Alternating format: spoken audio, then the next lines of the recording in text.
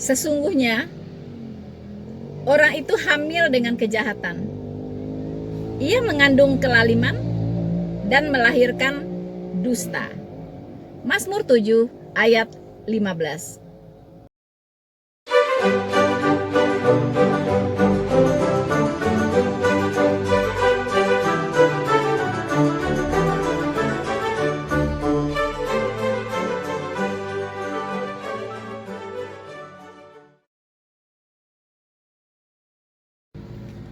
Halo saudara-saudaraku yang terkasih di dalam Tuhan, dimanapun Anda berada. Bertemu lagi dengan saya Rina Solihin dalam channel Rina Menjawab.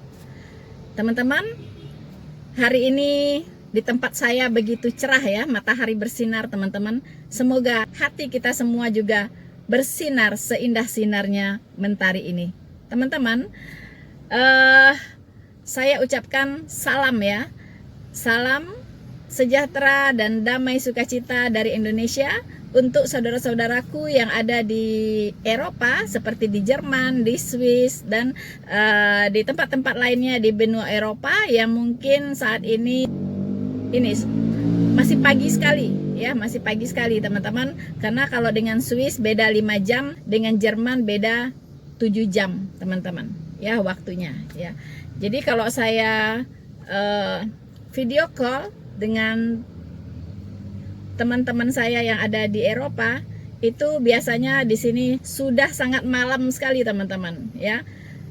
Asik-asik bicara, tahu-tahu sudah jam 1 ya kan. Nah tapi itulah ya, berkat teknologi, berkat kemajuan teknologi teman-teman, jarak yang jauh menjadi dekat. Tapi jangan salah, jarak dekat menjadi jauh ya. Mengapa?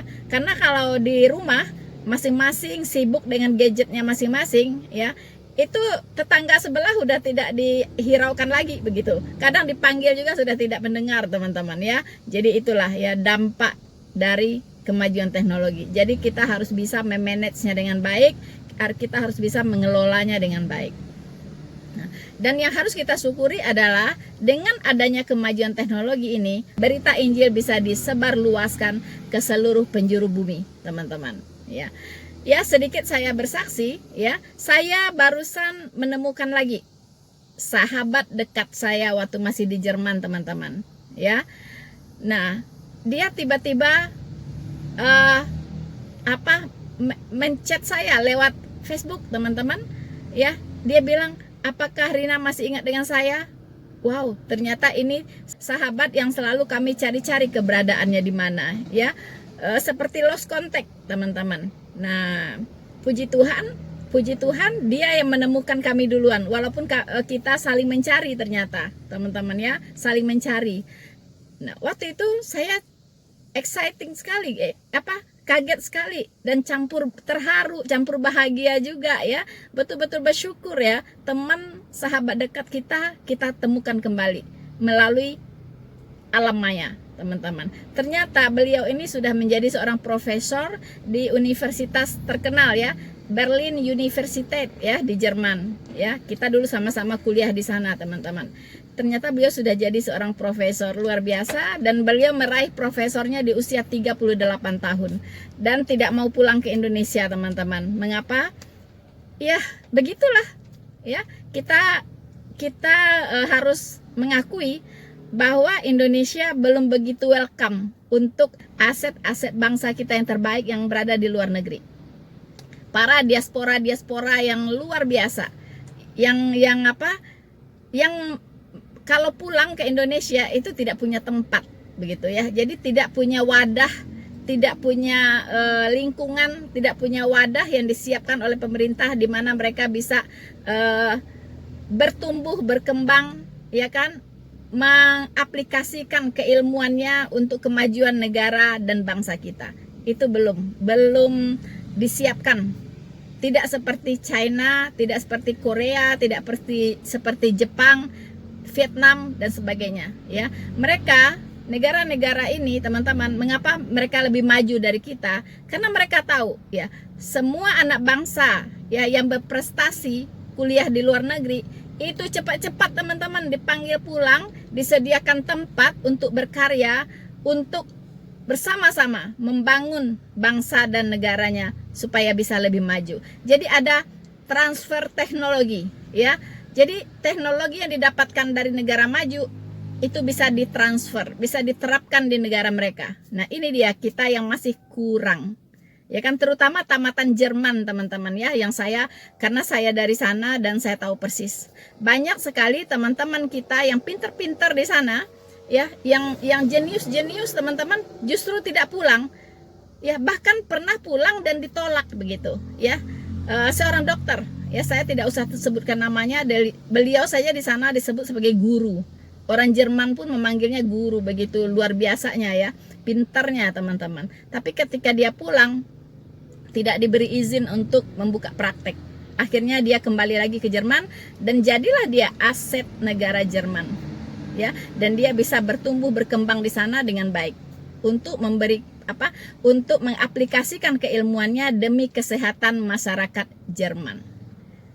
Sebenarnya itu sebuah kerugian, tapi tidak banyak orang yang bisa melihat itu sebagai sebuah kerugian, teman-teman.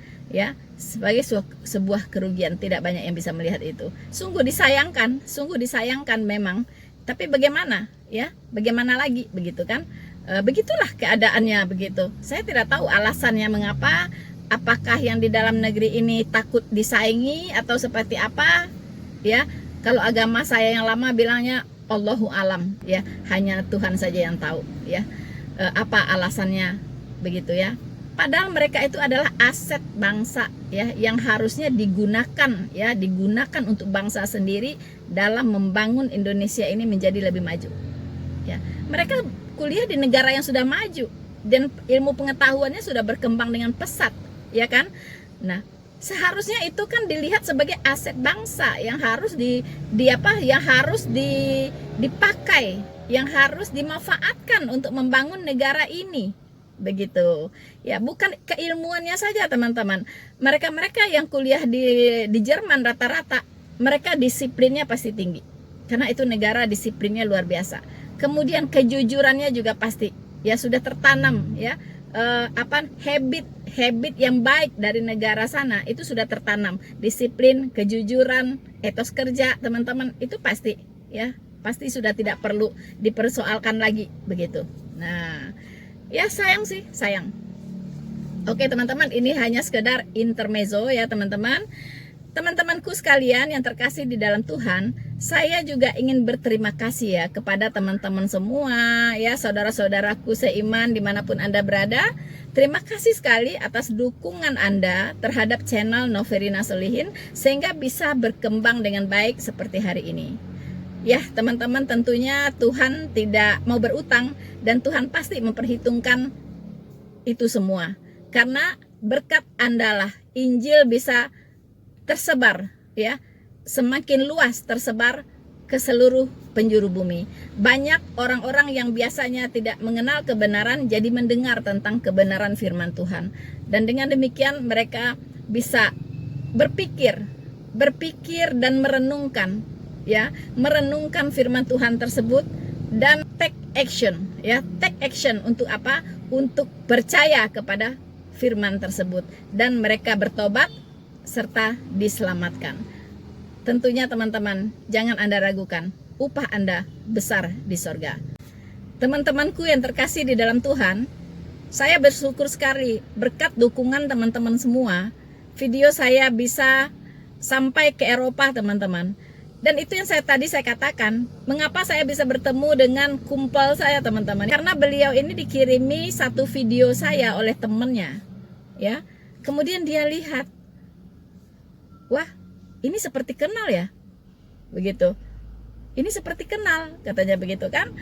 Oh, dia kembali mengingat teman-teman, bagaimana mungkin face saya sekarang dengan yang dulu, ya. Kemudian dia menemukan satu ciri khas. Dia bilang gigi Pepsodentnya dia tidak lupa, teman-teman. Jadi dia bilang saya punya gigi Pepsodent, itu ciri khasnya teman-teman yang membuat dia ingat kembali, begitu ya.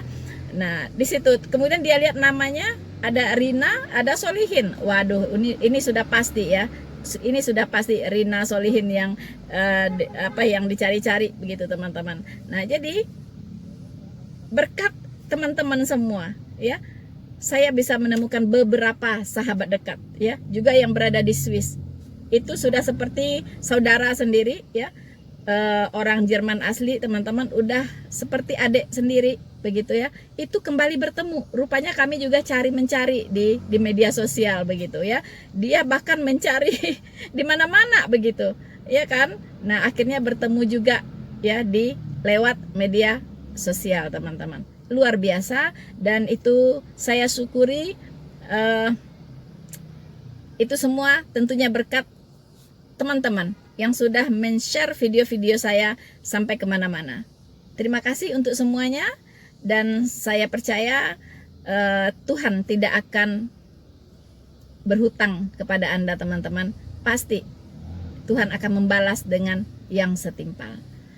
Teman-temanku, jangan lupa teman-teman untuk terus mendukung channel Noverina Solihin ini, ya. Dan saya minta maaf teman-teman jika saya tidak sempat, ya. Jika saya tidak sempat membalas chat-chat dari teman-teman yang masuk secara pribadi maupun yang di YouTube, ya, komentar-komentar teman-teman, mungkin ada yang ketinggalan saya balas, ya. Dan juga ada teman-teman yang menjapri saya, mungkin saya balasnya terlambat, ya, mungkin saya ngebacanya juga terlambat, ya. Mohon dimaklumi teman-teman, karena saya adalah seorang apologet, sekaligus saya juga menjalankan sebuah usaha, dan saya juga seorang ibu, dan saya juga istri dari satu suami. Jadi saya harus membagi waktu itu, teman-teman, ya. Saya harus membagi waktu itu sesuai porsinya masing-masing. Jadi mohon dimaafkan, mohon dimaklumi kalau saya ada yang tidak sempat membalas chat dari teman-teman, atau ada yang sangat terlambat membalas chat dari teman-teman, dan saya mohon dimaklumi karena tidak ada maksud saya untuk mengabaikan chat-chat dari teman-teman semuanya, ya. Dan saya berusaha sedapat mungkin untuk membalas komentar-komentar dari teman-teman di setiap video saya. Dan saya lihat tidak banyak orang yang melakukan itu, ya, tidak banyak youtuber melakukan itu. Tapi saya berusaha, teman-teman, karena saya menghargai setiap komentar dari teman-teman semuanya. Dan untuk itu saya berikan apresiasi yang luar biasa. Tetaplah teman-teman, kita menginjil bersama-sama. Tetap dukung channel Noverina Solihin dengan cara like, subscribe, dan share video ini. Saudara-saudaraku yang terkasih di dalam Tuhan, kali ini saya akan mengangkat satu tema, ya, yang ini harus cepat-cepat saya counter, teman-teman, sebelum ini menjalar kemana-mana, ya. Saya kasih tahu Anda semua bahwa saat ini iblis sudah kehabisan cara untuk menjegal Injil. Iblis sudah kehabisan cara untuk melawan kebenaran, ya. Iblis sudah kehabisan cara untuk mengibuli, ya, untuk membodoh-bodohi umat, teman-teman. Dan ini cara baru, yaitu strategi baru yang mereka lakukan. Kelihatannya bagus, teman-teman, kelihatannya bagus. Orang kalau tidak hati-hati bisa terkecoh, ya. Terutama saya ingatkan Kristen-Kristen yang masih awam, ya, yang disebut juga Kristen-Kristen KTP, teman-teman. Ini sangat mengancam mereka dengan strategi baru ini, teman-teman, ya. Di sini disebarkan pernyataan bahwa pengikut Yesus sejati itu adalah yang bersyahadat, ya. Pengikut Yesus yang sejati itu adalah yang bersyahadat. Artinya, masuk Islam bukan berarti meninggalkan Yesus. Teman-teman, itu sekarang yang sedang disebarluaskan, teman-teman, di luar sana. Hati-hati Anda mendengar statement ini, ya, bahwa pengikut Yesus yang sejati itu adalah yang bersyahadat. Artinya masuk Islam. Dan masuk Islam bukan berarti meninggalkan Yesus. Ya, masuk Islam bukan berarti meninggalkan Yesus. Ini sangat berbahaya pernyataan ini. Ya, ini memanipulasi. Ya, ini betul-betul dusta yang besar. Dusta besar, teman-teman. Ya. Jadi beginilah yang dimaksudkan di Mazmur 7 ayat 15 tadi. Mereka menghamili kejahatan. Ya, mereka mengandung kelaliman dan melahirkan dusta. Ya, jadi sesungguhnya mereka itu menghamili kejahatan. Ya, mereka mengandung kelaliman dan melahirkan dusta. Ini teman-teman, saya akan mengupas tuntas ya statement ini supaya tidak memakan korban. Ya, karena channel saya ditujukan adalah untuk menahan pemurtatan, ya, menyelamatkan umat-umat Kristen dari tipu muslihat iblis. Untuk itu jangan beranjak, Anda ikuti video ini sampai selesai dan dapatkan hal yang terpenting dari video ini. Teman-teman, berbagai channel muslim ya sekarang mengupload tema ini, teman-teman. Ya, tema ini. Sepertinya mereka sudah bersepakat untuk mengambil tema ini saat ini untuk di blow up. Ya, untuk di blow up supaya apa? Supaya orang-orang Kristen yang awam tadi bisa termakan. Ya, jadi ini strategi dakwah yang dianggap smart, teman-teman. Ya, ini strategi dakwah yang dianggap smart oleh mereka. Sebelumnya saya akan bacakan dulu 2 Petrus 2 ayat 19. Apa kata firman Tuhan ini, teman-teman? Mari kita dengarkan baik-baik. Mereka menjanjikan kemerdekaan kepada orang lain, padahal mereka sendiri adalah hamba-hamba kebinasaan. Karena siapa yang dikalahkan orang, ia adalah hamba orang itu.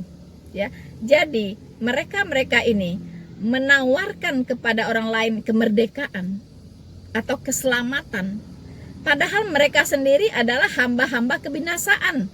Ya, orang-orang yang harus binasa di neraka. Bagaimana mungkin orang yang sudah ditetapkan untuk binasa? Ya kan? Maaf, saya mengutip Maryam surat 19 ya, ayat 71. Orang-orang yang memang sudah ditetapkan oleh Tuhannya untuk binasa, kok bisa menawarkan keselamatan kepada orang lain? Itu kan nonsen, teman-teman. Nonsen, ya. Nah, strategi apa yang mereka pakai? Mereka memblow up, ya, memblow up pernyataan ini bahwa pengikut Yesus yang sejati itu adalah yang bersahadat, ya. Bahwa masuk Islam bukan berarti meninggalkan Yesus. Hello, Yesus yang mana? Ya, siapa yang bilang begitu? Ya, adakah ayat pendukungnya? Mana? Nah, ini harus betul-betul dipertanyakan dan dibahas secara mendalam, teman-teman. Ya, jangan sampai menyesatkan, karena ini adalah statement yang sangat-sangat menyesatkan.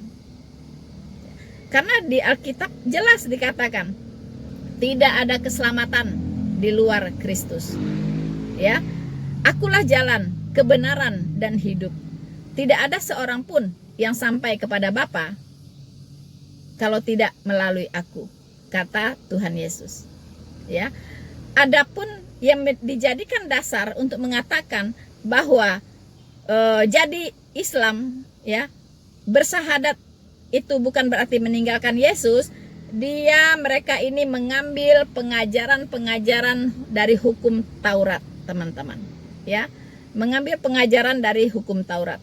yang lain. Kalau bisa saya berbicara dengan bahasa teologi ya, dengan bahasa kristologis, memang kalau didengar oleh orang yang jarang mendengarkan ceramah dari orang-orang kristolog, ini agak seperti nyeleneh sedikit, seperti menyimpang sedikit, seperti agak ambigu atau agak rancu kedengaran. Jadi Anda tidak keluar ya. Perkataannya adalah seperti ini, bahwa saudara Lewi ini tidak keluar sebenarnya dari Kristen.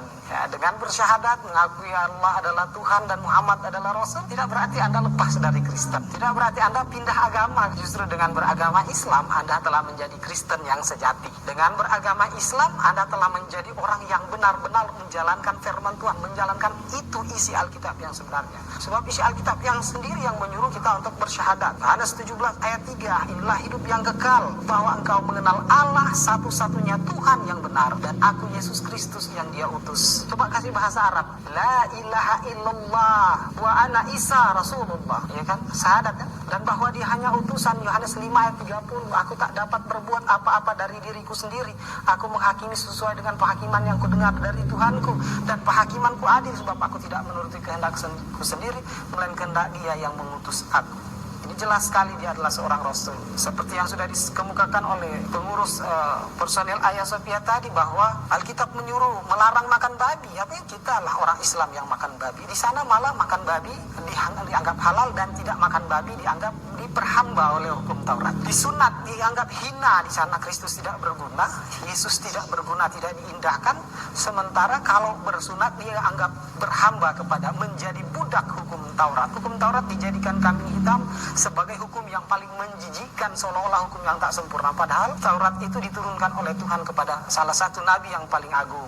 Salah satu dari nabi-nabi yang agung itu Nabi Musa alaihissalatu wassalam. Ini yang perlu kita, dan Yesus menegaskan bahwa Taurat tidak kuhilangkan. Aku tidak menghilangkan hukum satu iota saja dari hukum Taurat, tetapi menggenapinya. Aku tidak datang untuk merubah hukum Taurat, tetapi untuk menggenapi. Menggenapi ini berarti yang sudah ada ditambah, bukan diganti. Lain lagi cerita diganti dengan konotasi kata diganti, dan menggenapi berarti yang ganjil digenapi supaya lebih sempurna, digenapi. Bukan berarti yang lama tidak sempurna, tapi sesuai zaman berlaku ditambah lagi dengan satu hukum. Seperti itu. Teman-temanku yang terkasih di dalam Tuhan, setelah kita mendengarkan apa yang dikatakan oleh Ustadz Filipus Christian tadi, teman-teman, jelas sekali bahwa dia mengatakan bahwa saudara Lewi ini tidak melangkah keluar sebenarnya dari Kristen, ya. Dia tidak lepas dari Kristen. Bahkan dia tidak disebut pindah agama begitu, ya. Justru dia dengan menjadi Islam, dengan menjadi Muslim dan bersyahadat, dia dikatakan menjadi Kristen yang sejati. Dia menjalankan semua isi Alkitab. Teman-teman, luar biasa ya. Ini betul-betul pembodohan kelas wahid, teman-teman. Ya, memutarbalikkan firman Tuhan dengan seenak udelnya. Ya, mana ada orang yang keluar dari Kristus itu adalah Kristen sejati? Ya ampun, ya. Sudah jelas-jelas firman Tuhan mengatakan, Tuhan Yesus berkata, mereka yang melangkah keluar, aku tidak berkenan. Teman-teman, apa itu Kristen? Sepertinya Filipus ini, ya, Ustadz Filipus ini tidak mengerti, teman-teman, apa itu Kristen. Ya, dia mengutip ayat di Yohanes 7 ayat 3. Inilah hidup yang kekal itu, yaitu bahwa mereka mengenal Engkau, satu-satunya Allah yang benar, dan mengenal Yesus Kristus yang telah Engkau utus. Teman-teman, tidak ada yang salah dengan ayat ini. Tidak ada yang salah. Ya, yang salah adalah pemahaman dari si Ustadz Filipus Christian ini. Pemahamannya yang salah. Ayat ini tidak salah. Ya dan amin. Ya, sebelum dia memahami ayat ini dengan benar, harusnya dia melakukan 3 hal dulu, teman-teman. Pertama, dia harus bertanya dulu, siapa Allah yang dimaksud di sini? Siapa itu Allah yang benar yang dimaksudkan di Yohanes 17 ayat 3 ini? Apakah ini Allah yang ada di kitabnya, yang ada di Al-Quran itu? Atau jangan-jangan bukan itu yang dimaksudkan? Bukan Allah yang ada di Al-Quran itu? Nanti kita lihat, ya teman-teman. Nah, kemudian dia harus pertanyakan dulu, siapa Yesus Kristus yang dimaksud di sini? Apakah Yesus Kristus yang dimaksud di sini adalah Isa yang ada di kitabnya itu? Atau bagaimana? Begitu, nanti kita akan buktikan.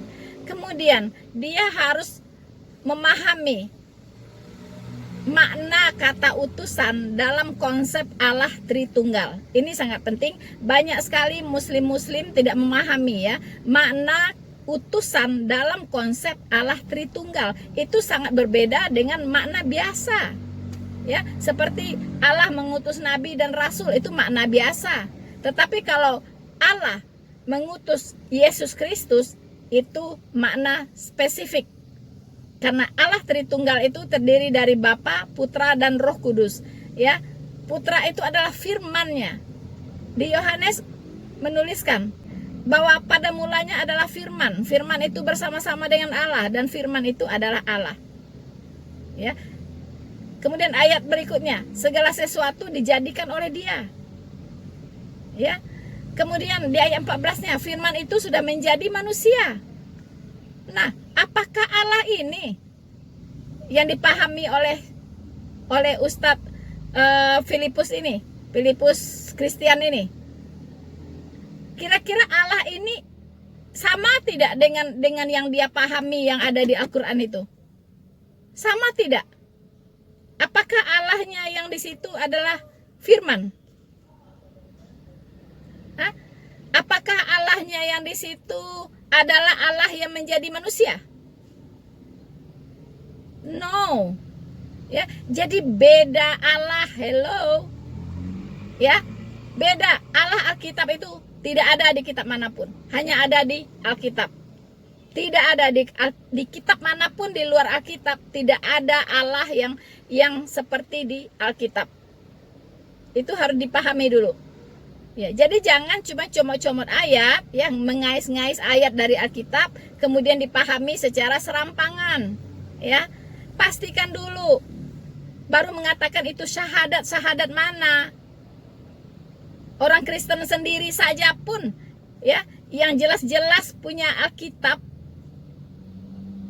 untuk diselamatkan tidak pernah disuruh bersahadat loh, ya kan?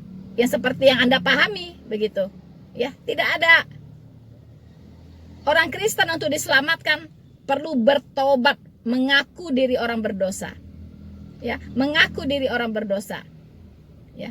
Kemudian Anda mengimani bahwa Yesus Kristus adalah Tuhan dan juru selamat yang sudah mati di kayu salib dan bangkit, ya, untuk membereskan dosa-dosa Anda, sehingga Anda dilayakkan untuk menjadi kudus dan bisa masuk ke surga yang kudus. Itu iman kekristenan. Nggak ada sahadut gitu, nggak ada. Ya, jadi jangan membual-bual, ya. Nah, 3 hal tadi harus Anda pastikan dulu. Allah yang di Alkitab itu sama tidak yang Allah yang ada di kepala Anda? Ya. Sama tidak? Pastikan dulu, tidak sama. Kemudian Yesus Kristus yang ada di Alkitab sama tidak dengan Isa Anda yang ada di kitab Anda itu? Tidak sama. Jadi nggak ada ininya, nggak ada hubungannya, begitu ya. Nah,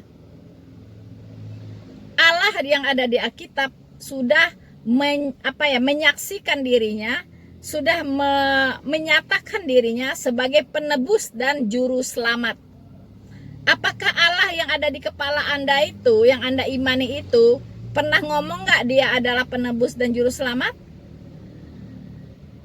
Kalau tidak, berarti bukan Allah itu yang berfirman di Yohanes 17 ayat 3 ini. Ya, bukan. Gitu. Baiklah kita baca Yesaya 49 ayat 26 supaya Anda tahu bedanya apa Allah Alkitab dengan Allah yang ada di kepala Anda. Begitu, yang Anda imani sekarang. Ya kan? Nah, saya akan membacakan untuk kita semua. Aku akan memaksa orang-orang yang menindas engkau memakan dagingnya sendiri. Dan mereka akan mabuk minum darahnya sendiri. Seperti orang mabuk minum anggur baru. supaya seluruh umat manusia mengetahui. Hello, dengarkan ini baik-baik. Supaya seluruh umat manusia mengetahui. Mengetahui apa, bro? Mengetahui ini, bahwa aku, Tuhan, adalah juru selamatmu dan penebusmu yang maha kuat, Allah Yakub. Apakah itu Allah Anda? Apakah pernah di kitab Anda, Allah Anda mengatakan bahwa dia adalah juru selamat dan penebus? Hah? Ada nggak? Ada tidak? Allah Anda, Allah Subhanahu wa Ta'ala Anda itu mengatakan dirinya adalah penebus dan juru selamat. Allah Yakub artinya Allah Israel, bukan Allah Arab, ya, Allah Israel. Ada tidak? Kalau tidak berarti bukan. Beda barang, Bo. Beda barang. Ya. Nah, saya bacakan satu ayat lagi supaya lebih mantap ya. Yesaya 43 ayat 11 sampai 12. Dengarkan baik-baik. Akulah Tuhan. Dan tidak ada juru selamat selain daripadaku. Ya. Jadi juru selamat itu yang datang ke dunia menjadi manusia itu adalah Tuhan. Ya, makanya tidak salah malaikat Gabriel memberitahukan hari ini telah lahir bagimu, ya, juru selamat Kristus Tuhan di kota Daud. Ya, Tuhan, Bo, Tuhan. Ya, nah, akulah yang memberitahukan, menyelamatkan dan mengabarkan, dan bukan Allah asing, ya, bukan Allah asing yang ada di antaramu. Kamulah saksi-saksiku, demikianlah firman Tuhan, aku dan akulah Allah. Jelas? Dan seterusnya, aku tetap Dia, dan tidak ada yang dapat melepaskan dari tanganku. Aku melakukannya, siapakah yang dapat mencegahnya? Jelas. Kalau di luar konsep ini berarti bukan Allah Alkitab, pastikan itu, ya. Kalau dia tidak pernah menyatakan dirinya sebagai penebus, sebagai juru selamat, Allah Israel, lupakan, ya, lupakan saja. Itu bukan Allah yang sejati, satu-satunya yang ada di Alkitab. Jadi mau mengklaim apapun di luar sana, ya, abaikan saja teman-teman. Itu semua omong kosong, ya, omong kosong, dusta, omong kosong dan dusta besar, ya, teman-teman. Lalu bagaimana setelah dia menjadi manusia, ya? Setelah dia menjadi manusia, betul, 33 tahun dia menjadi manusia. Karena dia adalah manusia sejati 100%. Dia punya atribut-atribut kemanusiaannya seperti layaknya manusia. Ya, dia bisa lapar, dia bisa haus, dia bisa sedih. Satu hal yang tidak sama dengan manusia yaitu dia Maha Kudus. Dia tidak tersentuh dosa sedikit pun. Itu perbedaannya. Ya, itu perbedaannya. Dan kedua, dia berkuasa mengampuni dosa. Dia berkuasa mengampuni dosa. Itulah atribut keilahiannya yang tidak bisa lepas walaupun dia sudah menjadi manusia. Teman-teman, ya, jadi bukan apa manusia biasa, bukan, itu manusia ilahi, ya, manusia ilahi, teman-teman.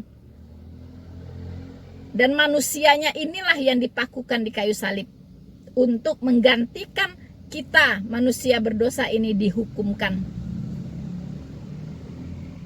Ya. Setelah itu masih manusia enggak? Tidak lagi, manusianya sudah mati. Manusianya sudah mati. Ya, sudah menggantikan kita, dan dalam keilahiannya dia bangkit. Oke, teman-teman, ya. Jadi dia sekarang murni firman Allah, ya, firman Allah, kembali kepada hakikatnya yang sejati, yaitu Allah yang sejati. Nah, teman-teman, di Wahyu 1 ayat 8 dia berkata, aku telah mati, namun lihatlah, aku hidup sampai selama-lamanya, dan aku memegang segala kunci maut dan kerajaan maut. Ya. Jadi karena dia memegang kunci maut dan kerajaan maut, dia bisa keluar dari neraka, teman-teman. Ya, karena dia masuk, ya. Alkitab sudah mengatakan dia yang naik ke langit yang paling tinggi, dan dia juga yang turun ke bumi yang paling bawah, yaitu neraka. Dia turun, Yesus Kristus turun, teman-teman, ke dunia paling bawah, itu neraka, untuk menggantikan orang-orang berdosa dihukum. Karena dia Tuhan, maka maut tidak berkuasa atas dia. Ya, setelah hari ketiga dia bangkit, teman-teman, dan naik ke sorga setelah menampakkan diri kepada banyak orang. Teman-teman, ya. Jadi, aku telah mati, katanya. Namun lihatlah, aku hidup sampai selama-lamanya, dan aku memegang segala kunci maut dan kerajaan maut. Jadi jangan salah nanti ketika Anda, orang-orang berdosa yang di luar Kristen, tidak menerima Yesus Kristus sebagai Tuhan dan Juru Selamat Anda, dan Anda binasa di neraka, itu yang pegang kunci neraka itu adalah Tuhan Yesus. Dia yang akan melemparkan semuanya ke neraka. Ya, dia yang akan melemparkan. Dia akan memisahkan dulu domba dengan kambing. Ya, domba di sebelah kanannya, kambing di sebelah kirinya.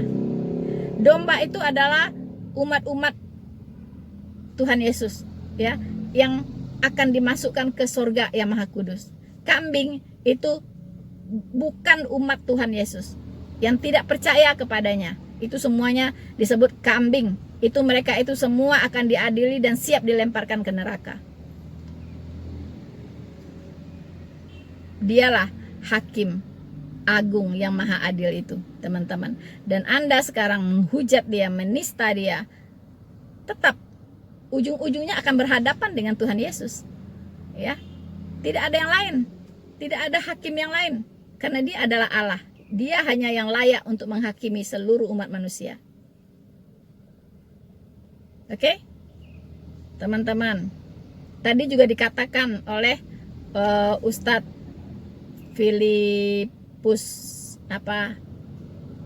Filipus Christian, ya. Nah, dia mengatakan, dia mengutip Ibrani 10 ayat 1, ya. Mengapa dia katakan bahwa Kristen yang sejati itu adalah Islam? Sungguh-sungguh istilah yang sangat menyesatkan, ya. Kristen yang sejati itu adalah Islam. Ya ampun, Tuhan Yesus. Teman-temanku yang terkasih di dalam Tuhan, tadi kita dengarkan bahwa Ustadz Filipus Christian ini juga mengangkat ayat yang ada di Matius 15 ayat 10. Saya bacakan untuk kita semua. Lalu Yesus memanggil orang banyak dan berkata kepada mereka. Ingat, ini Yesus yang berkata, ya, bukan rasul yang lain, bukan. Yesus yang berkata. Ini Tuhan Yesus sendiri yang berkata, teman-teman, ya. Dengarkan dan camkanlah, bukan yang masuk, ya, bukan yang masuk ke dalam mulut yang menajiskan orang, melainkan yang keluar dari mulut, itulah yang menajiskan orang. Ini berhubungan dengan makanan yang tadi dia angkat, halal haram, ya. Nah, orang Kristen dianggap tidak menjalankan perintahnya Tuhan Yesus, ya, makan babi, padahal itu diharamkan katanya, ya. Tapi ini Yesus sendiri loh yang ngomong.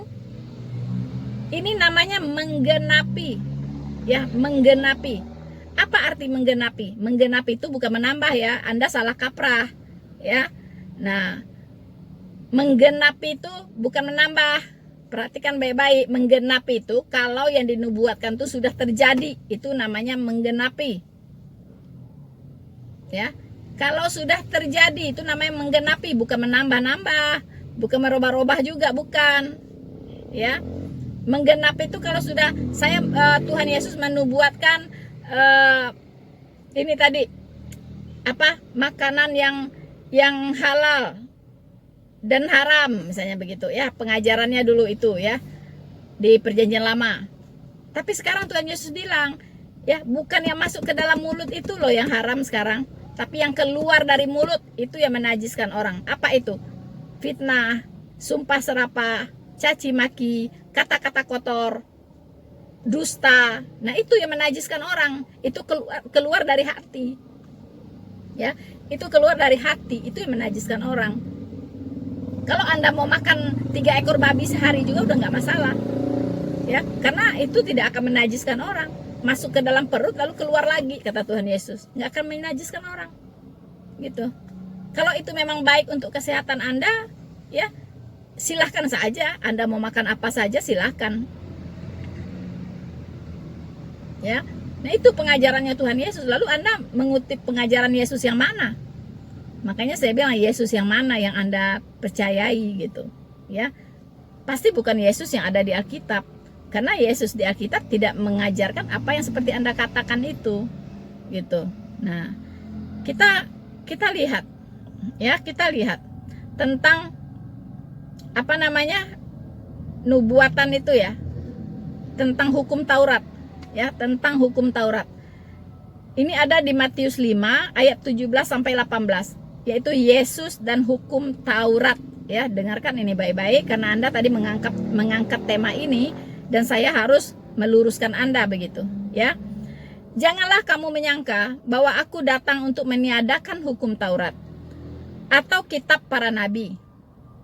Aku datang bukan untuk meniadakannya, melainkan untuk menggenapinya. Ya, karena aku berkata kepadamu, sesungguhnya selama belum lenyap langit dan bumi ini, 1 iota atau 1 titik pun tidak akan ditiadakan dari hukum Taurat sebelum semuanya terjadi.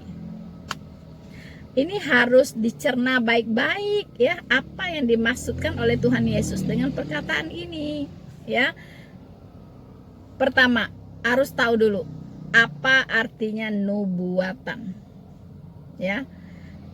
Kemudian, apa artinya meniadakan hukum Taurat? Apa artinya menggenapi hukum Taurat? Ini harus tahu dulu. Ya kan? Nah, di sini Tuhan Yesus berkata, aku datang bukan untuk meniadakannya, bukan untuk meniadakan hukum Taurat itu, tetapi untuk menggenapinya. Anda tahu kenapa?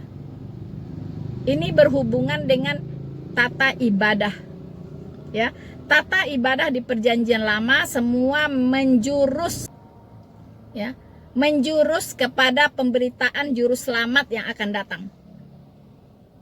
Nah, contoh, ibadah korban domba. Ya, ibadah korban domba itu diperintahkan oleh Allah sebagai ibadah penghapus dosa, sebagai ibadah penghapus salah. Ya, jadi Anda berdosa, ambillah domba, pegang kepalanya, Anda sembelih sambil mengaku dosa. Ya, sambil Anda beriman kepada juru selamat yang akan datang. Nah, itu orang-orang Perjanjian Lama begitu. Ya. Nah, dengan demikian, dengan melakukan ibadah simbolik, ritualistik, jasmaniah ini, maka dosamu dianggap beres. Tapi ini harus dilakukan setahun sekali, ya, setiap tahun atau setiap kali Anda jatuh ke dalam dosa. Kenapa? Karena juru selamat itu belum datang, begitu, ya.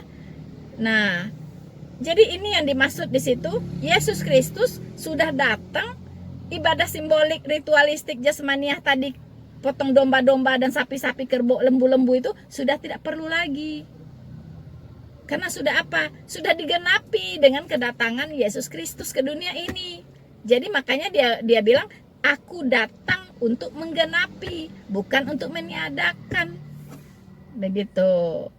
Ya. Jadi yang di perjanjian lama ya tinggallah di perjanjian lama begitu. Tidak perlu dihapus pakai tipek juga. Biarkan saja gitu sebagai apa? Sejarah perjalanan gitu kan. Nah, tetapi sekarang Tuhan Yesus sudah datang sebagai domba hakikat. Begitu, ya.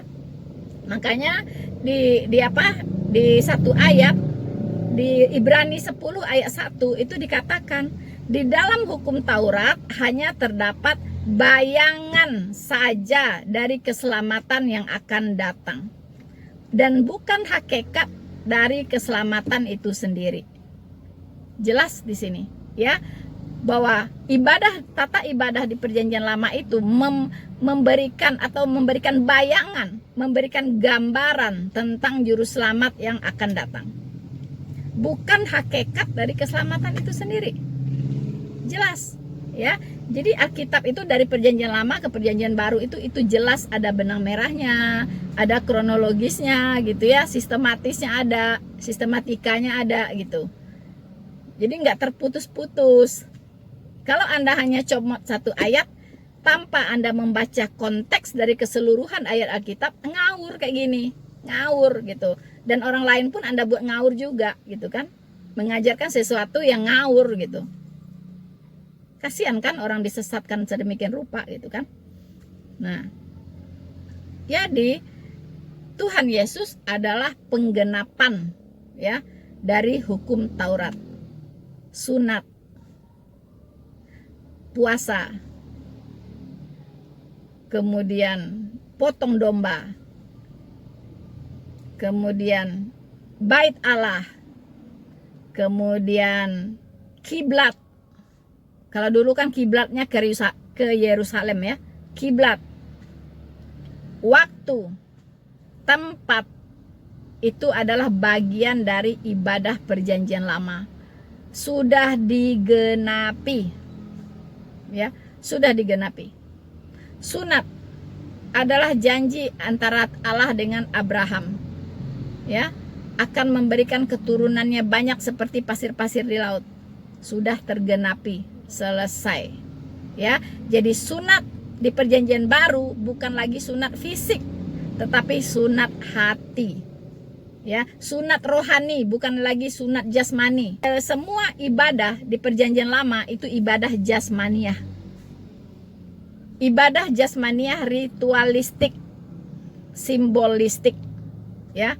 Sementara ibadah di dalam perjanjian baru, ibadah di dalam roh dan kebenaran, yaitu ibadah rohaniah. Jadi puasanya adalah puasa rohani.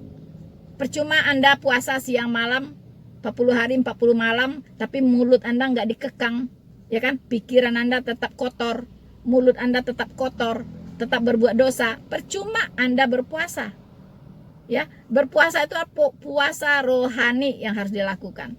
Mata Anda puasalah melihat cewek cakep, ya kan? Mata Anda berpuasalah membuka-buka apa tuh video-video porno, puasa, ya kan?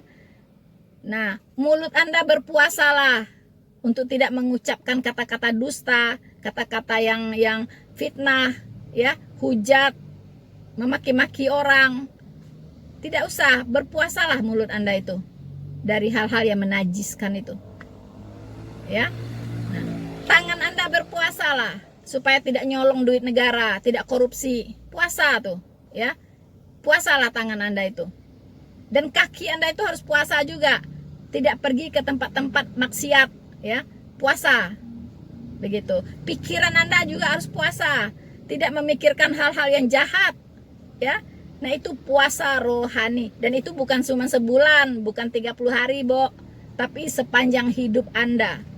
Itulah puasa yang sejati. Paham ya? Oke? Nah, sunat juga sama. Sunat rohaniah. Apa yang Anda sunat? Yaitu hati Anda. Hati Anda yang kotor, kulit katannya tuh yang kotor, ya. Yang menyakiti orang lain, gitu kan. Selalu ingin berbuat jahat. Nah, itu kulit katan hati Anda tuh harus dipotong habis sampai bersih. Nah, itu dia. Oke? teman-teman, ya. Jadi saya katakan sekali lagi, video-video seperti itu, ya, wacana-wacana atau statement-statement yang menyesatkan, berhentilah dikumandangkan. Lebih baik Anda berdakwah, mengangkat kehebatan dari ajaran agama Anda. Di mana luar biasanya agama Anda? Ya, di mana sehingga orang tertarik untuk menjadi Islam, Muslim. Tidak perlu pakai Alkitab, karena Anda tidak akan paham. Anda hanya comot-comot 1-2 ayat tanpa pengertian, ya, tanpa pengertian yang benar. Jadi sangat-sangat menyesatkan begitu, ya. Jadi itu pesan saya untuk para mu'alaf, ustaz-ustaz mu'alaf, berhentilah, ya. Kalau Anda berhenti membicarakan kekristenan, membicarakan Alkitab sembarangan, saya pensiun. Saya pensiun sebagai apologet Kristen. Oke? Teman-temanku semuanya, saya kira sekian dulu apa yang bisa saya komentari dari videonya Paulus Christian tadi, dan kita berharap Anda semakin kuat di dalam iman. Ingat, tidak ada kebenaran di luar Alkitab. Tidak ada Tuhan di luar Kristus. Tidak ada juru selamat dan penebus di luar Kristus Yesus, teman-teman. Dan tidak ada Allah selain Allah yang ada di dalam Alkitab, yaitu Allah Jehovah. Yesus artinya Jehovah yang menyelamatkan. Anda pastikan Anda tidak akan tergoyang, tergiur, ya, atau tertipu dengan berbagai macam siasat yang diarahkan oleh iblis untuk menghabisi kekristenan, menghabisi umat-umat Kristen. Pengenalan akan Tuhan, memiliki pengetahuan yang benar akan Alkitab, itu sesuatu yang sangat-sangat penting supaya Anda bisa selamat dari tipu daya iblis. Bersama saya, Noverina Solihin, Tuhan Yesus memberkati Anda semua. Tetap dukung channel Noverina ini dengan cara like, subscribe, dan share video ini. Semakin diserang, semakin terang benderang. Maranatha.